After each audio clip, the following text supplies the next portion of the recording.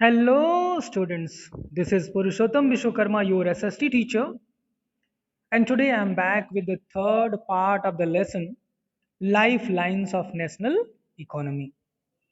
Before that, I have already provided you two parts in this lesson. Part 1 that is related to roadways, part 2 that is related to railways. Now, in this chapter, we'll study waterways. So this chapter is going to be about waterways. Let's begin the lesson. Waterways. Water transport is termed under waterways, and this is the cheapest mode of transport. Since the ancient period, India was one of the seafaring countries. Seafaring, where people use seafaring. Seafaring here means using boats, using ships. Its seamen sailed far and near since ancient time, ancient period. Its seamen of India sailed, went far and near places, thus carrying and spreading Indian commerce and culture. And it was possible only because of water transport. Before 1853, there was no availability of railways. We have already discussed. So only one medium of transport which was cheapest and the best was waterways. In this way, Indians spread their trade, commerce, culture to other countries with the help of waterways, with the help of ship. Waterways are the cheapest means of transport. I told you, waterways are the cheapest means of transport. They are most suitable for carrying heavy and bulky goods. It's very easy to carry heavy and bulky goods with the help of a ship, water transport in comparison of land or air transport. It is a fuel efficient, it saves plenty of fuel as well, and environment friendly. It is environment friendly as well, eco friendly mode of transport. So, what is eco friendly and fuel efficient mode of transport? Waterways. India has inland navigation, inland inside the country, inside India, inland navigation, waterways of 14,500 kilometers in length. Out of these, only 5,685 kilometers are navigable by mechanized vessels. So most of these inland navigation waterways are without machines, without machinery. They are not mechanized. The following waterways have been declared as the national waterways by the government. Before that, I would like to show you the picture. Inland waterways widely used in northeastern states. This is inland waterway. You can see in the picture, this is a boat in green color, and on the boat you can see even cars, people, motorcycles, and other vehicles are being carried. People are carrying these vehicles to one place, from one place to the other.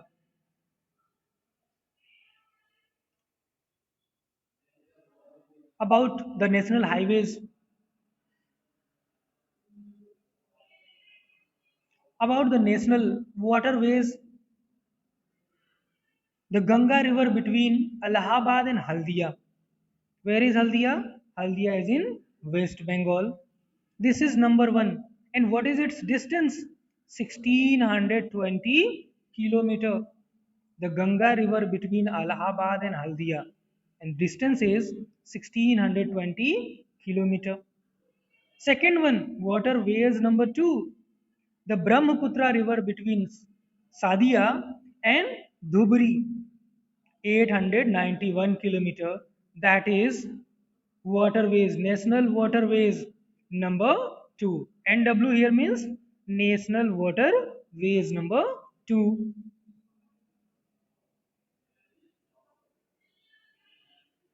The third one, the West Coast Canal in Kerala, Kotapurna Kollam, Udyog Mandal, and Champakkarra canals. The distance 205 kilometer. This is National Waterways number 3. So what is number 3? The West Coast Canal in Kerala, Udyog Mandal and Champakkarra canals, that is 205 kilometer. National Waterways number 4, specified stretches of Godavari and Krishna rivers along with Kakinada Puducherry stretch of canals 1078 kilometer. This is National Waterways number 4.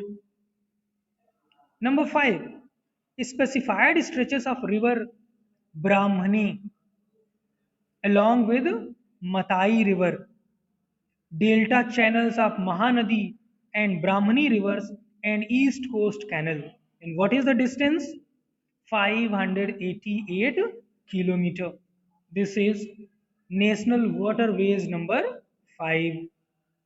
There are some other inland waterways on which substantial transportation takes place. These are Mandavi, Zuari, Kambarjua, Sundarbans, Barak, and backwaters of Kerala. These are the places where there are substantial transportation.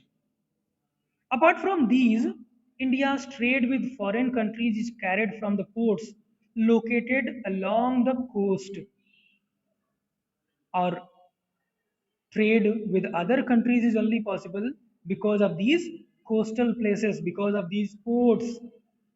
95% of the country's trade volume, 68% of the terms of value is moved by sea. So if we talk about the trade volume, it is 95% that is done with the help of sea, seafaring, while 68% in terms of value. Next heading that we have major seaports. What are the major seaports from where we trade with other countries? We send valuables, we send goods and machinery to other countries, and from there we import as well. With a long coastline of 7,516.6 kilometer, India is dotted with 12 major and 200 notified non-majors, minor or intermediate ports. India is dotted with how many major ports are there? 12. And 200 notified, that is non majors, that is also called minor or intermediate ports. So 12 major and 200 notified or minor ports. Where? In India. These major ports handle 95% of India's foreign trade. In most of the trade, that is approx 95% of the foreign trade is handled by these 12 major ports. One of them is Kandla. Kandla in Kutch, Gujarat, was the first port developed soon after independence. This was the very first port which was developed soon after the independence to ease the volume of trade on the Mumbai port. Mumbai port पे भार कम करने के लिए, मुंबई बंदरगाह पे भार को कम करने के लिए, बोझ कम करने के लिए कांदला बंदरगाह का निर्माण किया गया था. कहाँ पे? कच्छ, गुजरात में, just after the independence. In the wake of loss of Karachi port to Pakistan after the partition, Kandla also known as the Deendayal port.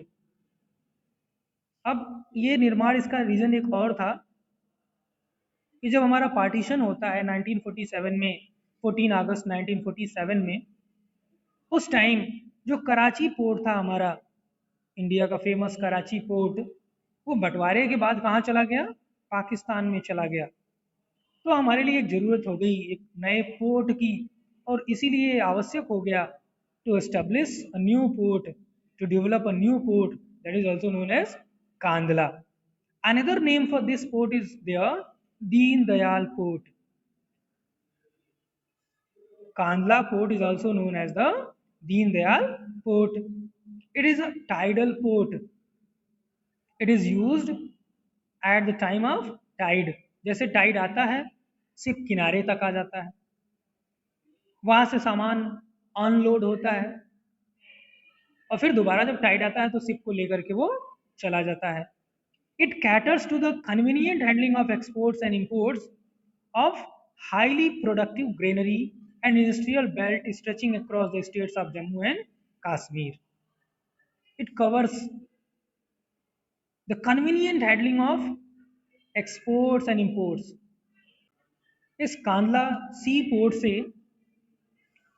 India का एक्सपोर्ट एंड इंपोर्ट चलता है, specially highly productive granary and industrial belt stretching across the states of Jammu and Kashmir, Himachal Pradesh, Punjab, Haryana, Rajasthan and Gujarat. That is why it is very important for the welfare of country, for the development of the country. In the picture you can see trucks being driven into the vessel at Mumbai port. You can see there are trucks. These are being driven into where? The vessel. This is a ship,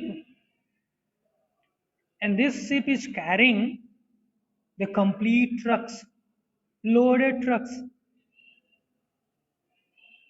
This is why it is the cheapest means of transport. Mumbai is the biggest port with a spacious, natural and well sheltered harbor. Mumbai जो है वो biggest port है with A spacious natural, क्योंकि वहाँ बहुत अच्छी जगह है, पर्याप्त मात्रा में जगह है, एंड वेल शेल्टर्ड हार्बर, जो हार्बर है शेल्टर्ड है।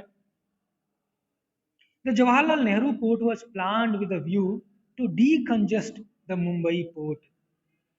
आगे चल के जवाहरलाल नेहरू पोर्ट बनाया जाता है, उसकी प्लानिंग इसीलिए थी ताकि डीकंजेस्ट किया जा सके, कंजेशन रोका जा सके, कहाँ पे?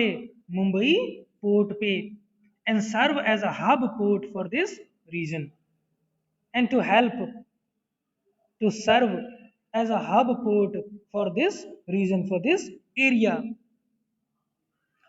Another port Marmagao in Goa, where? In Goa.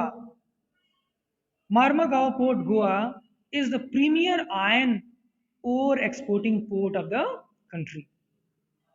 This is very important because it exports iron ore, premium iron ore.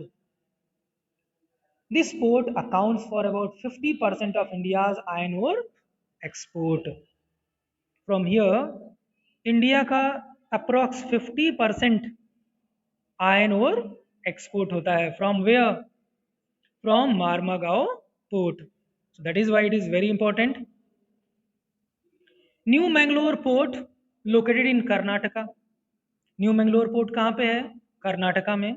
Located in Karnataka, caters to the export of iron ore concentrates from Kudremukh mines. Kudremukh की पहाड़ियों में से, कुद्रेमुख माइंस में से जो आयरन ओर निकलता है उसको एक्सपोर्ट करने के लिए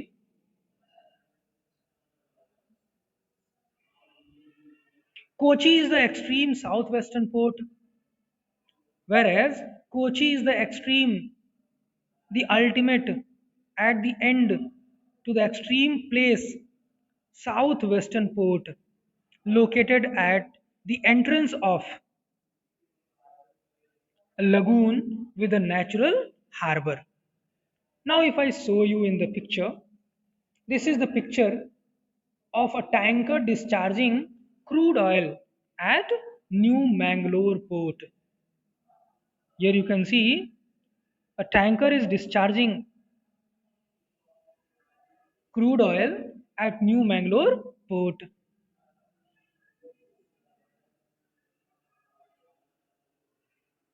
Moving along the east coast, you would see the extreme southeastern port of Tuticorin.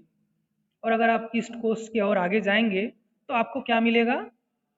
South eastern port of Tuticorin. Where? Tamil Nadu में। तूतीकोरिन कहाँ पे है? तमिलनाडु में। This port has a natural harbour and rich hinterland.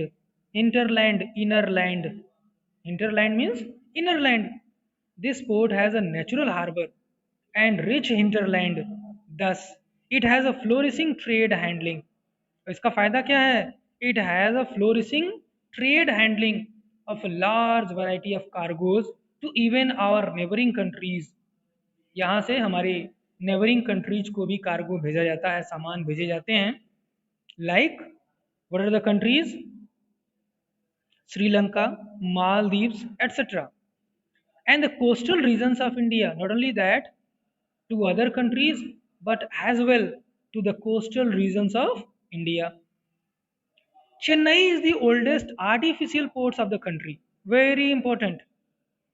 Chennai is the oldest artificial ports of the country. It can be asked in your examination in form of MCQs. It is ranked next to Mumbai in terms of the volume of trade and cargo. Next to Mumbai, just after Mumbai, it is just after Mumbai in terms of volume of trade and cargo goods. Now, Visakhapatnam. Visakhapatnam is the deepest landlocked and well protected port. This port was originally conceived as an outlet for iron ore exports. Starting में इसको बनाने का purpose क्या था? As an outlet for iron ore exports. Iron ore export करने के लिए इसको बनाने का औचित्य था. Paradip port located in Odisha. Where is Paradip? In Odisha. Specializes in the export of iron ore. और पाराद्वीप फेमस क्यों है? It specializes in the export of iron ore. Furthermore, Kolkata is an inland riverine port. Furthermore, Kolkata is an inland riverine port. This port serves as a very large and rich hinterland of Ganga. Riverine port on river. Brahmaputra basin being a tidal port. It requires constant dredging of Hooghly. Dredging water of Hooghly. Haldia port was developed as a subsidiary port to help it. Haldia port को बनाया गया help करने के लिए, Kolkata port को help करने के लिए. In order to relieve growing pressure on the Kolkata port. To release the pressure on Kolkata port. In the picture you can see handling of oversized cargo at Tuticorin port. You can see how oversized cargo is being handled. Now recapitulation. Waterways, types of waterways: inland water transport, ocean water transport. There are national waterways, we have already discussed. Major seaports. At the time of independence, 5 seaports were there. Seaports of West Coast: Kandla, Mumbai, Jawaharlal Nehru, Marmagao, Mangalore, Kochi. Seaports of East Coast: Tuticorin, Chennai, Kolkata, Visakhapatnam, Paradweep and Haldia. Now we'll see all these in map. So if you can see, Kandla, Haldia, Paradweep, Calcutta, Visakhapatnam, Madras, Bombay, Marmagao, Goa, New Mangalore, Cochin. These are famous ports.